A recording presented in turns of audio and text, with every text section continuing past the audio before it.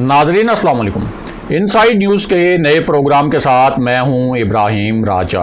और आज हम बात करेंगे कि जहांगीर तरीन की खुली बगावत के बाद 5 वज़ीरों के मुतल्लिक जो इतलात आ रही हैं उन इतलात के पीछे असल कहानी क्या है। मुल्क में सदारती निज़ाम नाफिज करने के मुतल्लिक अब क्या ताज़ा तरीन और सनसनीखेज़ इंकशाफात हुए हैं। इस हवाले से अहम हुकूमती शख्सियात ने किस तरीके से तस्दीक की है। वज़ीर-ए-आज़म इमरान खान का एक करीबी वज़ीर पाकिस्तान के जो फ़ैसला साज हल्के हैं यानी पाकिस्तान की इस्टेब्लिशमेंट के साथ किस किस्म की पैगाम रसानी कर रहा है, ये पैगामात क्यों पहुंचाए जा रहे हैं इस्टेब्लिशमेंट को, और वज़ीर-ए-आज़म Imran Khan between the lines इस वज़ीर के ज़रिए जो पैगामात पाक फ़ौज की क़यादत को भिजवा रहे हैं उसका असल मकसद क्या है। और इस पूरी सूरत हाल में क्या एक बहुत बड़ा आप कह सकते हैं कि गेम चेंजिंग फैक्टर सामने आने वाला है। हमारे जिन दोस्तों ने अब तक हमारे चैनल को सब्सक्राइब नहीं किया उनसे हम कहेंगे कि हमारे चैनल को सब्सक्राइब कर लें ताकि उन्हें अहम मालूमात बर वक्त मिलती रहें। अब वापस आते हैं आज के मौजू पर, यानी सदारती निज़ाम नाफिज करने के हवाले से क्या ताज़ा तरीन इतलात आ रही हैं और इस्लामाबाद में जो इक़्तिदार की राहदारियाँ हैं वहाँ वो कौन से हलके हैं जो ये मानी खेज़ इतलात फैला भी रहे हैं, इसके मुतल्लिक दावे भी कर रहे हैं और ये भी कह रहे हैं कि बहुत से ऐसे ज़राए हैं जो इस मामले की अब तस्दीक भी कर रहे हैं और इन ज़राए का जो ताल्लुक़ है वो ख़ुद हुकूमती कैंप से भी है। और इसी सूरत हाल में वज़ीर-ए-आज़म इमरान खान के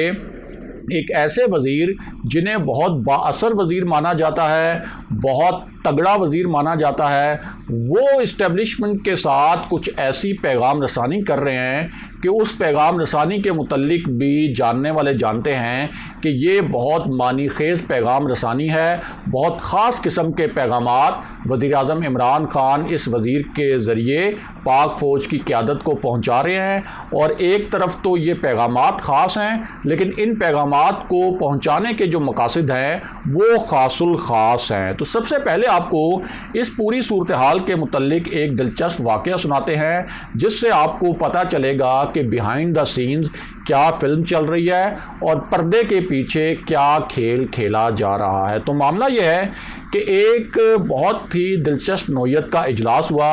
और ये इजलास एक ऐसी सूरत हाल में हो रहा था कि जब ये तासुर बना कि जहांगीर तरीन और उनके ग्रुप की जो बगावत है ये बगावत कोई ख़ुद ब खुद जहांगीर तरीन ग्रुप ने नहीं की और जिस तरीके से जहांगीर तरीन ग्रुप के 11 अरकान कौमी असम्बली और 22 अरकान पंजाब असम्बली का एक ग्रुप भी बनाया गया और वहाँ पार्लिमानी लीडर भी मुकर्रर किए गए, तो तासुर ये बना कि जहांगीर तरीन के ऊपर कोई सहीफ़ा नाजिल नहीं हुआ कि उन्होंने इस तरीके से अपना एक अलग ग्रुप बनाना है और अपने पार्लिमानी लीडर नामज़द करने हैं। और ये जो पूरी सूरत हाल है इसके पीछे कुछ हलकों ने ये एक गहरा तासुर बनाया कि पाकिस्तान के ताकतवर हलके हैं, पाकिस्तान की इस्टेब्लिशमेंट है और जहांगीर तरीन ग्रुप को खड़ा करने का मकसद मुबैना तौर पर इन हलकों के मुताबिक ये है कि वज़ीर-ए-आज़म इमरान खान को बावर कराया जाए कि हमारी जो तजावीज़ आपके टेबल पर पहुंचाई गई थी वो तजावीज़ अब तक अमल दरामद की मुंतज़िर हैं और अगर उन पर अमल दरामद नहीं होता तो एक झटका तो आपको पहले लग चुका है कि जिस वक्त यूसुफ रज़ा गिलानी ने हफीज़ शेख को हरा दिया था उस कौमी असम्बली में जहां पीडीएम आपके ख़िलाफ़ तहरीके अदम एतमाद प्लान कर रही थी, तो ज़ाहिर है कि अगर यूसुफ रज़ा गिलानी वहां से जीत सकते हैं कौमी असम्बली से जहां आपकी सिर्फ 6 से 8 वोटों की बर्तरी है, तो जहांगीर तरीन का अगर 11 रुकनी ग्रुप अलग हो जाता है तो फिर आपकी हुकूमत कैसे खड़ी रह सकती है। अब ये जो तासुर है ये इस्लामाबाद में जो इक़्तिदार की राहदारियाँ हैं और इसके साथ साथ जो ताकतवरों का शहर है रावलपिंडी वहाँ भी ये चहमुगोइयाँ हो रही हैं और कुछ हल्के इस हवाले से बड़े वसूख के साथ दावे कर रहे हैं। अब इस पूरी सूरत हाल में जो इजलास हो रहा था اس میں یہ بحث شروع ہوئی کہ یہ جو بلیک میلنگ ہے، جس کے لیے وزیراعظم عمران خان بلیک میلنگ کا لفظ استعمال کرتے ہیں، اور حکومت کے جو دیگر رہنما ہیں وہ بھی یہ کہتے ہیں کہ وزیراعظم عمران خان کو بہت سیاسی سمجھوتے کرنے پڑ رہے ہیں۔ وہ کبھی اشارہ کاف لیگ کی جانب کرتے ہیں کہ کاف لیگ کو پنجاب میں سینٹ کی ایک نشست پر اکوموڈیٹ کرنا پڑا، اس سے پہلے کاف لیگ کو وزارتیں دینی پڑیں، پھر ایم کیو ایم کے ساتھ بہت زیادہ کمپرومائزز کرنے پڑے، لیکن اس کے باوجود یہ جو بار بار چیلنجز سامنے آ رہے ہیں، خاص طور پر پی ڈی ایم کا جو چیلنج وقتی طور پر ختم ہوا تھا حکومت کے لیے، اس کے بعد جہانگیر ترین کا جو چیلنج سامنے آیا، اور اس کے بعد بلوچستان میں بھی حکومت کے لیے جو ایک مخلوط حکومت تھی، وہاں باپ کی مدد سے جو بنائی گئی تھی، وہاں بھی نئے چیلنجز جو ہیں وہ اٹھ کھڑے ہوئے ہیں اس حکومت کے لیے۔ تو اس پوری صورتحال میں یہ جو اعلیٰ سطح کا اجلاس تھا جس میں حکومتی وزیر بھی شریک تھے، تو اس میں یہ تجویز زیر بحث آئی کہ اس ملک میں جو مسائل ہیں اور جس قسم کے چیلنجز ہیں، ان چیلنجز سے نمٹنے کے لیے تو پاکستان میں صدارتی نظام ہونا چاہیے، اور صدارتی نظام کے بغیر یہ ملک آگے نہیں چل سکتا، اور نہ ہی وزیر اعظم عمران خان جو اپنا ایجنڈا لے کر آئے تھے اس ایجنڈے پر عمل درآمد کروا سکتے ہیں۔ اور یوں 5 سال جو ہیں وہ تو وزیر اعظم عمران خان کے لیے اور تحریک انصاف کے لیے کافی نہیں۔ اب یہاں بہت اہم بات یہ ہے کہ وزیر اعظم عمران خان اس سے پہلے ایک مرتبہ خود کہہ چکے ہیں کہ 5 سال کے اندر اصلاحات جو کی جاتی ہیں ان کے ثمرات نہیں آتے، اور ملک ٹھیک کرنے کے لیے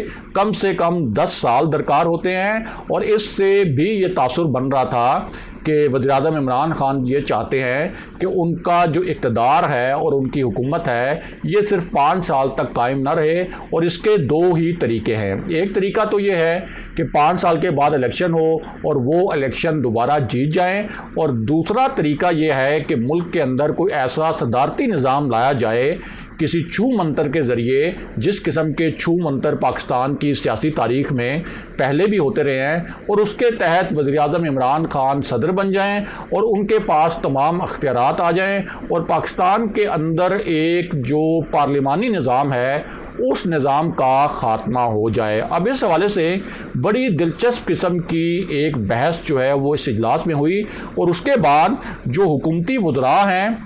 انہوں نے بھی، اور جو پی ٹی آئی کا جو سوشل میڈیا سیل ہے اس نے صدارتی نظام کے حوالے سے باقاعدہ ٹرینڈ چلانے شروع کیے سوشل میڈیا پر۔ ٹویٹر پر یہ ٹرینڈ رہا ٹاپ پر، اور فیس بک کے اوپر بھی اس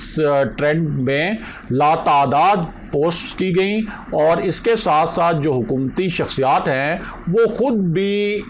اس ٹرینڈ کے اندر جو ٹویٹس ہو رہے تھے ان ٹویٹس کو ری ٹویٹس کرتے رہے، جس سے اندازہ لگایا جا سکتا ہے کہ اس وقت حکومت کیا پلان کر رہی ہے اور اس کے دماغ میں اور اس کے ذہن میں کیا کچھ چل رہا ہے۔ بہرحال اب واپس آتے ہیں کہ ایک وزیر کے ذریعے کیا پیغام رسانی ہو رہی ہے طاقتور حلقوں کے ساتھ، کیونکہ یہ جو صدارتی نظام کا حوالہ ہے اور صدارتی نظام کے حوالے سے جو بحث ہوئی ہے اس اجلاس میں جس کا ہم نے آپ سے ذکر کیا، اس پورے معاملے میں اسٹیبلشمنٹ ہی کلیدی اور ایک فیصلہ کن کردار ادا کر سکتی ہے۔ اب ایک ایسی صورتحال میں جب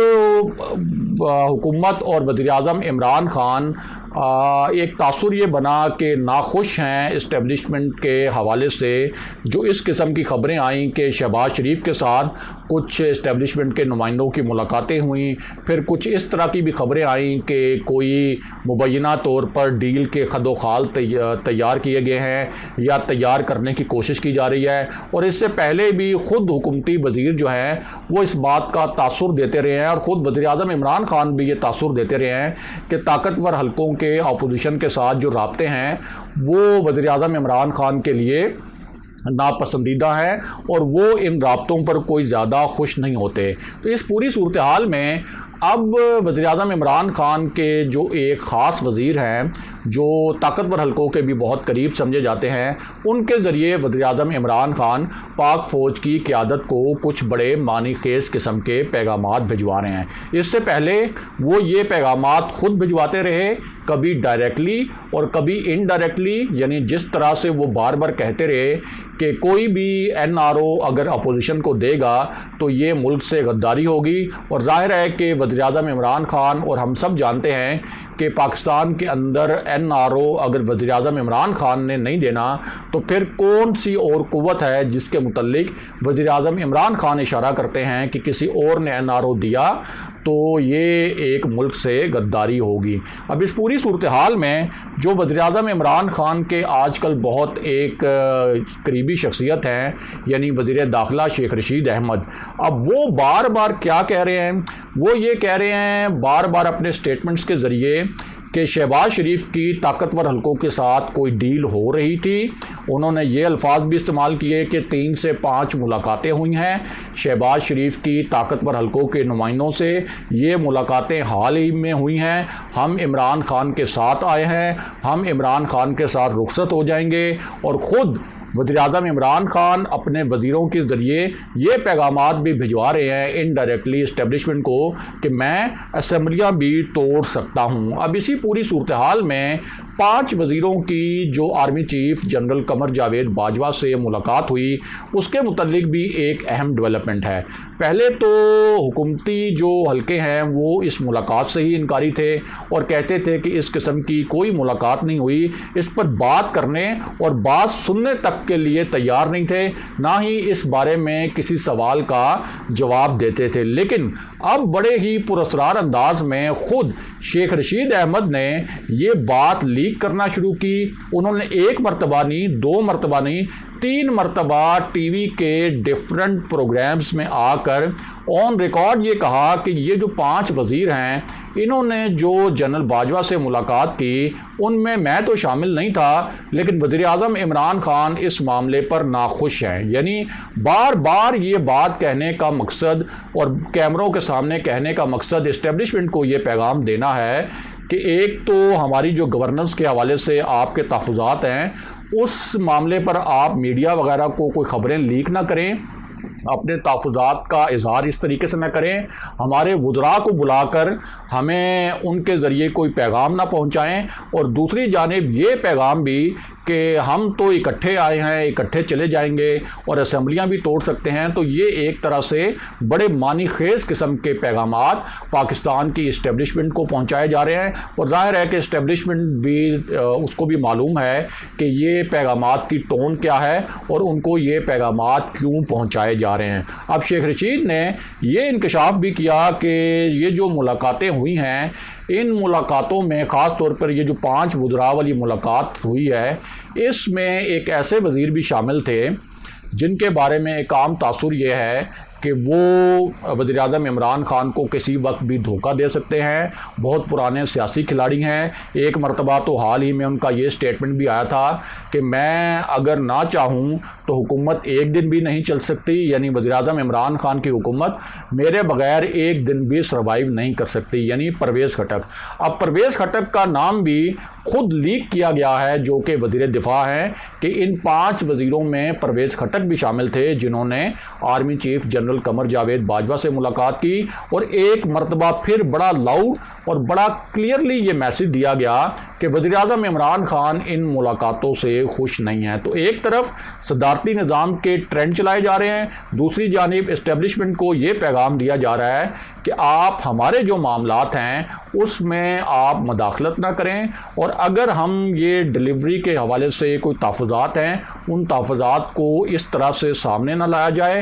اور دوسرا تاثر یہ ہے کہ اس ملک کے جو مسائل ہیں کروانا ہے، یعنی اگر چاہتی ہے اسٹیبلشمنٹ کہ وہ یہ معاملات حل ہوں اسٹیبلشمنٹ کی خواہش کے مطابق، تو پھر اس کا ایک ہی طریقہ کار ہے کہ صدارتی نظام نافذ ہو اور وزیر اعظم عمران خان کو کسی طریقے سے 10 سال مل جائیں۔ اگلے پروگرام تک کے لیے خدا حافظ۔